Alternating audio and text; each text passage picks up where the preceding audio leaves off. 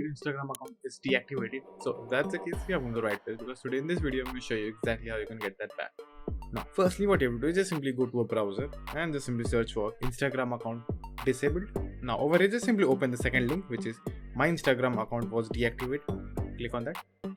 So over here now, if you have not violated any terms and conditions of Instagram, so if you have not done that, you can recover your account. So what you have to do is just simply click on I understand and wish to continue. Click on that. Then over here, enter your full name and surname. Then the email address which is linked with your Instagram account. Then your Instagram username. Now over here, just simply write a brief description about what happened and how you got your account deactivated. So write that. Now over here, next, upload a picture or something that is in your particular profile, like any image or video or a reel that may have on your account. So upload a bunch of those. Then just simply click on this checkbox.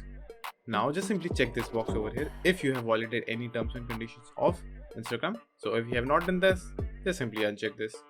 But you have done it, just simply check it, and now after that you have to give your electronic signature. So if you have that, just simply give your electronic signature over here, then click send. But if you have not violated any conditions, just simply uncheck this and hit send.